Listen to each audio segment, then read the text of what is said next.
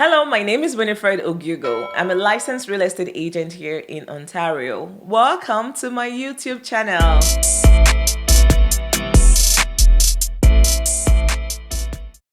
So today we'll be talking about the FHSA account, the first time home buyer savings account.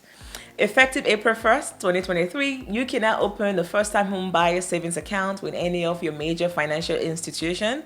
This account allows you to save a lifetime limit of up to $40,000 towards your first home. Okay, so what is the FHSA? Like the name implies, is a first time home buyer savings account. Who is a first time home buyer?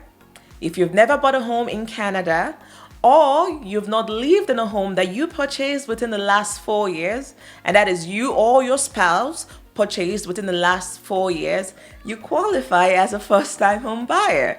You can open this account and you qualify to open this account. Now you may be wondering, why is this account important and who is this account for? So let's talk a little bit about it and let's look at some of the benefit of having an FHSA account. If you've never bought a home or you're looking for ways that you can save, it's another saving vehicle for you.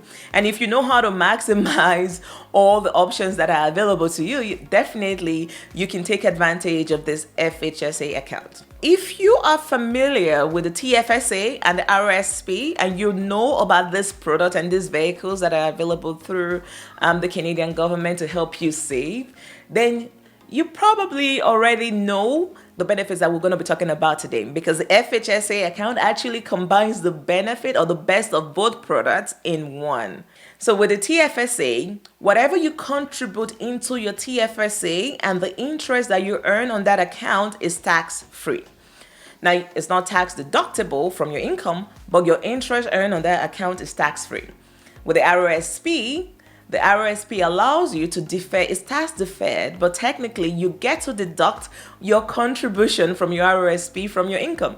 Assuming you make $100,000 this year and you contribute $10,000 to your RSP, if you do have room for it, you only pay taxes on $90,000. So that will be your net taxable income. Again, with the TFSA, you pay taxes or your full income, but if you save through that vehicle and you earn interest on whatever your savings in that TFSA account is, the interest is tax-free. With the RSP, you save towards your RSP, towards your retirement saving plan. Whatever you save in your RSP is tax deductible, so you don't get to pay taxes on your savings. So you can maximize your income that way and also reap a little bit of tax benefits by not paying as much tax to the government for the year. The FHSA combines the tax-free interest features from the TFSA and also net tax deductible feature from the RSP into one product. Whatever you save in your FHSA account, you get to deduct that from your income, and also the interest that you earn on that account is also tax-free, right? So that's a beautiful thing, right? Because you get to combine both. The major difference with the FHSA and the RSP and the TFSA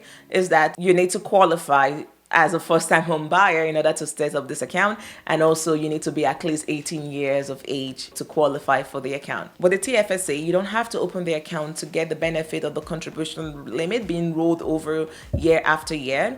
However, with the first-time home buyer savings account, you have to open the account in order for you to get that contribution for this year. So again, if you're looking to buy a home or you've not bought a home, I recommend that you just open the account. It doesn't really matter if you feel like, okay, you have a 5-year plan, a 1-year plan, a 2-year plan.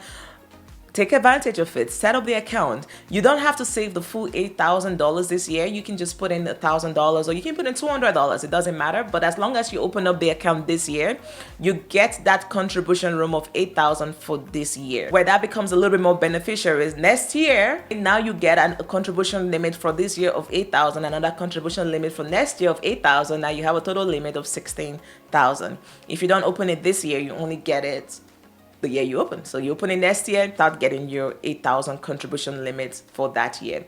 So open up the account as soon as possible. Another thing is, you might be wondering, we already have the home buyers plan account. So why is the FHSA necessary?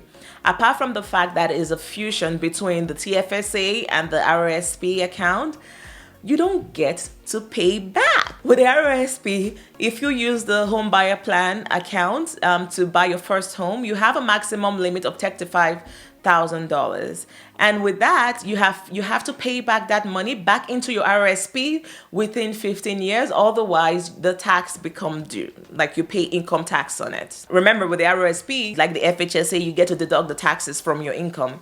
But if you take the home buyer's plan and buy your first home using your RSP and you don't pay back within the next 15 years, the taxes on that becomes due immediately. With the FHSA, it's tax-free, tax deductible, and you don't get to pay anything back. Apart from that, the RSP only allows you to withdraw up to $35,000 from your RSP towards your first home, whereas with the FHSA, you will get a maximum contribution, a maximum limit of $40,000. So I had a client call me the other day asking if they can combine the benefit of taking $35,000 from the RSPs, and also when they get the full contribution, if they save through their FHSA account, if they can also withdraw and take advantage of both. And the answer to that question is yes.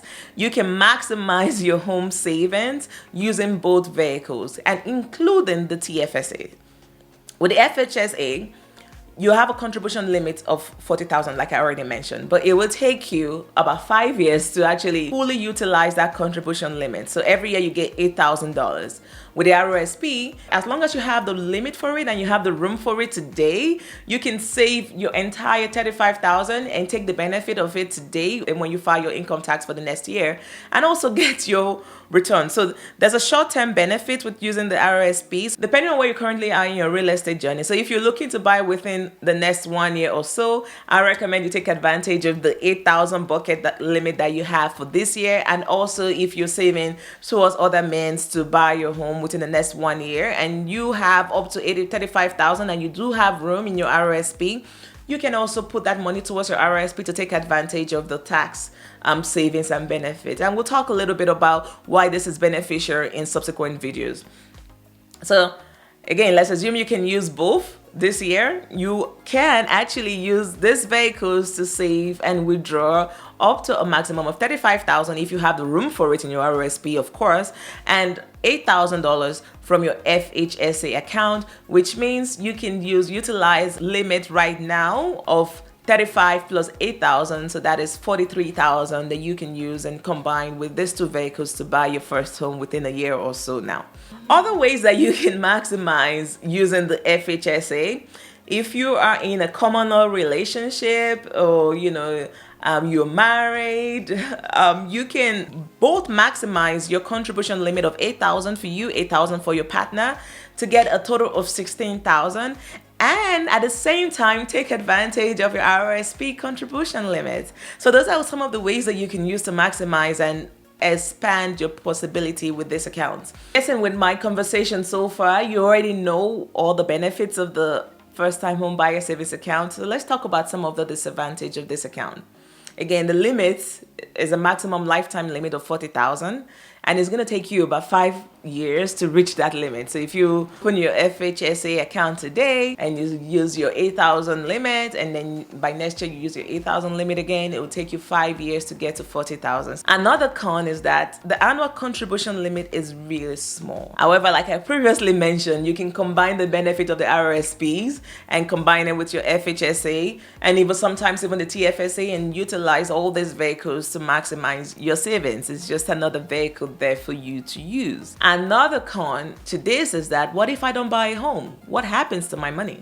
Again, this account is specifically intended for people that are going to use this money to buy a home, and their first home in Canada.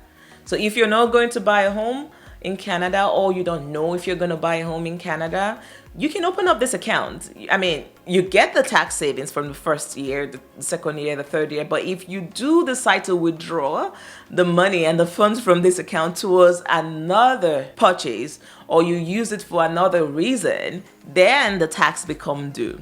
The benefit that you and the tax savings that you got, obviously you'll have to pay back. You owe taxes at that particular point in time. That's not the purpose of the account. The account is supposed to be used towards buying your first home. And that brings me to the next con. If you're looking to upgrade your property, or you're looking to maybe you sold your home within the last 2 years, or due to the recession or COVID, or for whatever reason you sold a home and you're looking to upgrade and save towards an upgraded home or save towards your second home, this account is not for you. You cannot take advantage of this account. But one thing that is funny, if you've owned an investment property before and not necessarily lived in it, you can still use this vehicle to save towards your home. So you've bought a property, it's an investment property, you've not lived in it within the last 4 years, or you've never lived in that property, you still qualify as a first-time home buyer. So there are certain criteria that you have to meet when you withdraw from this account. You can withdraw a lump sum, you can withdraw you can have multiple withdrawals, but speak with your financial advisor to know how you can take advantage of the first-time home buyer savings account. Again, for this year, the contribution limit is $8,000. I recommend that you go open one right now if you don't have a home, or you've never lived in a home that you or your spouse purchased within the last 4 years. Open this first-time home buyer savings account. You might not know how it's going to benefit you today because it's a net new product. We're all trying to still understand it and also take advantage of it. I can only explain from an high-level perspective how I feel it will be beneficial to you, but you will see the benefit as time goes on. It's always very important to diversify your saving options, and if these vehicles are available from the government, they're available for a reason, so take advantage of it. Unless of course you don't qualify for it, unless of course you don't want to buy a home, then that's the only time you don't need it, and this conversation is not for you. But if home buying is your goal and you see yourself buying a home in the next couple of years or even within a year, just open the account, and understanding the benefit and how it benefits you later on will come.